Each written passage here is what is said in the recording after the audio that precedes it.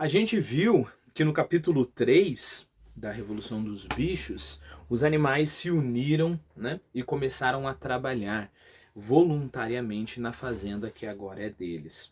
E eles ficaram muito felizes e nós ficamos mais ou menos impressionados em saber que eles renderam muito mais do que na época em que a fazenda pertencia ao Sr. Jones, né? Não havia desperdício, não havia luta entre os animais, não havia conflito de interesses, todos trabalhavam para o mesmo objetivo e dessa forma tudo rendia, né? O trabalho rendia, a produção rendia, né?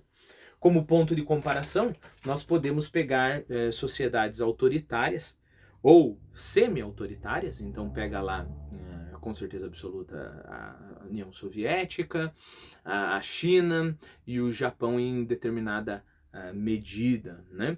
E ver a evolução enorme e brutal que em alguns casos, né, esses países tiveram, né? Então a pergunta é, não seria essa a solução,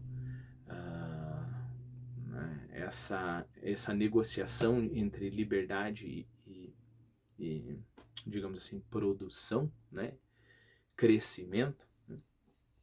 Bom, antes de continuar a questão, eu vou pedir para você se inscrever no canal se você não é inscrito.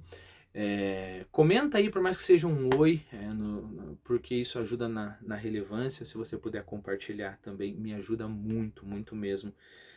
Vai ajudar com que eu tenha mais tempo para produzir mais vídeos, né? Bom, eu acho muito difícil a gente simplesmente negar a evolução desses países, né? União Soviética, a gente sabe que é uma coisa extremamente complexa, né? A gente sabe que tem muitos dados que foram manipulados, a gente sabe que existia um tipo de capitalismo velado ali na União Soviética, né? Mas mesmo assim, por mais que não vamos discutir sobre isso, vamos imaginar que tudo isso seja verdade, mas mesmo assim houve momentos na história da União Soviética que você tinha aqueles planos, né, planos de 10 anos, planos de 5 anos, em que se tinha um objetivo, todo mundo se unia e acontecia uma evolução muito grande, né? Ora, eu tenho plena ciência do regime horrível que foi a União Soviética, né? Basta ver o Holocausto, que foi maior do que o do Hitler, né? Mas não tem como negar o fato que no começo da Revolução, né, 1917, a União Soviética era basicamente um país agrário, né?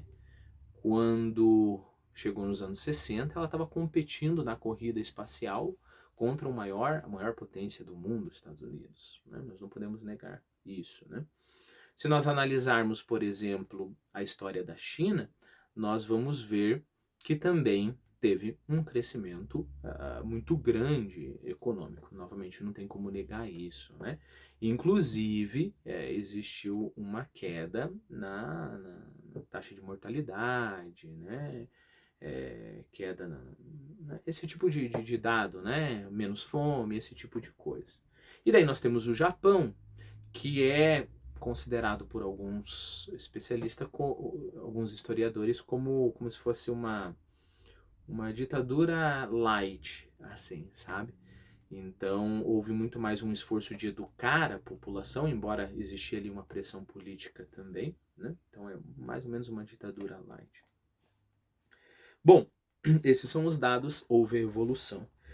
O grande problema é o seguinte, é pensar o que você está dando para essa evolução, né? É claro que a ideia de que todos se unir... Pensa, vamos fazer um exemplo fácil, né?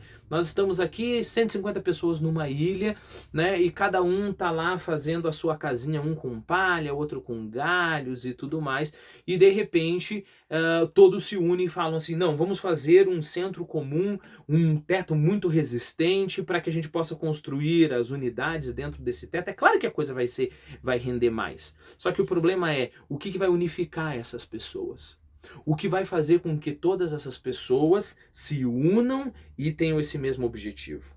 Reparem que aqui, neste momento, é uma coisa mais ou menos espontânea na revolução dos bichos, né? Os bichos olham todos aqueles campos para colher e para cuidar, e eles falam, nós vamos fazer isso, e todos num mesmo espírito, numa mesma mente, vão lá e conseguem fazer isso melhor que os humanos. O problema é, e se você não tem essa concisão voluntária? E se você não tem essa unidade de objetivo voluntário?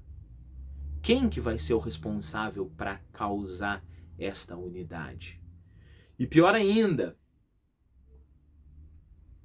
que meios ele vai usar para causar essa unidade? Vamos pegar aqui o exemplo, né? Existia lá a égua, como é que é? A Molly, né? A Molly, por exemplo, ela estava se isentando no trabalho. Todo mundo trabalhando junto nesse mesmo espírito.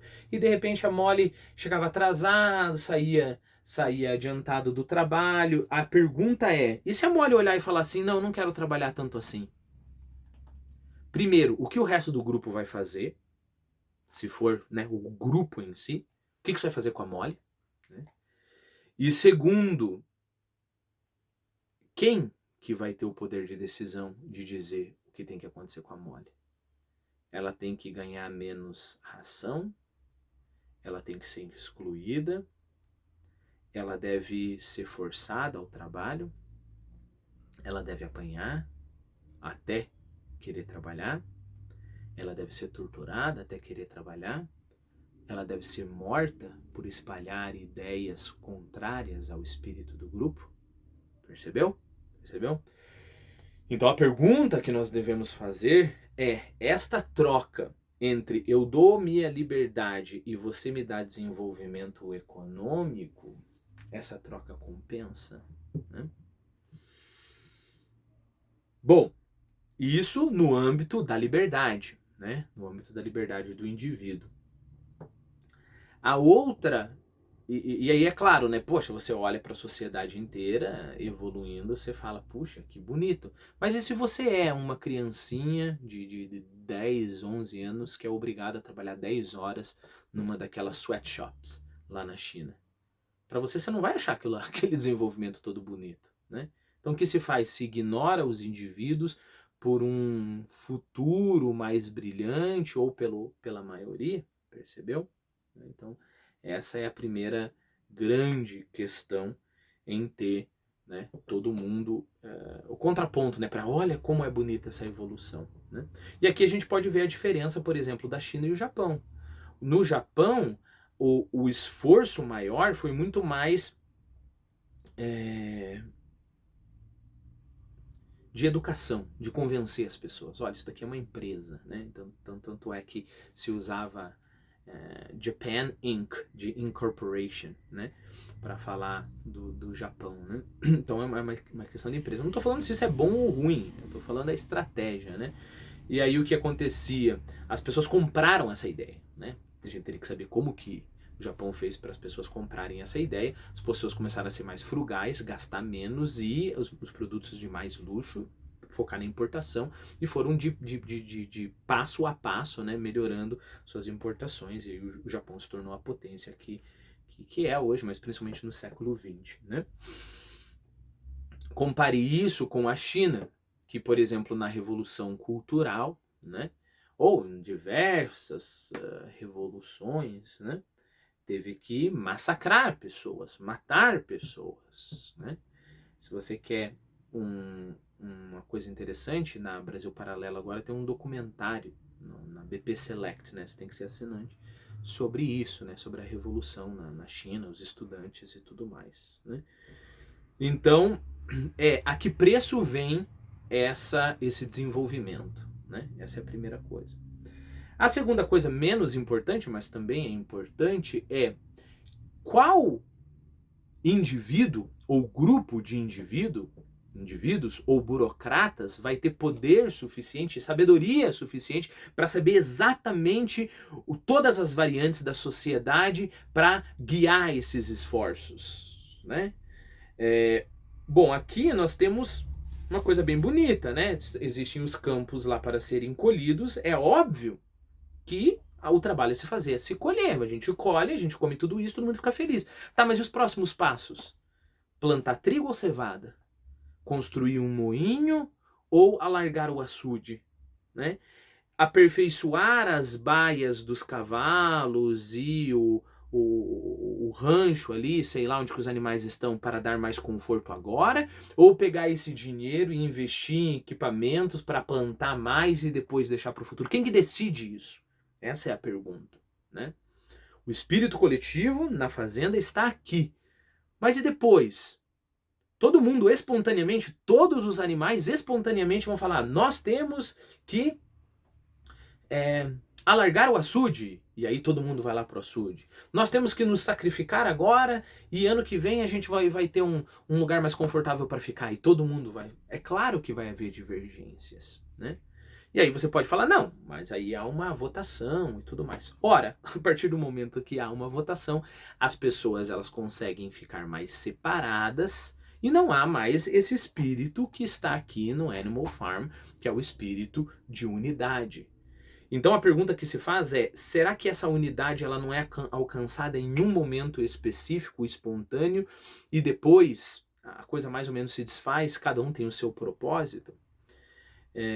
E se for assim, quais são os impactos de tentar manter essa unidade à força? É isso que nós vamos ver conforme o livro vai avançando, né? Como que a gente mantém a unidade dos animais de forma que não aconteça que um queira, sei lá, trabalhar menos, outro quer trabalhar bem mais e guardar dinheiro, né? Como que a gente vai fazer para forçar os animais a terem este mesmo espírito?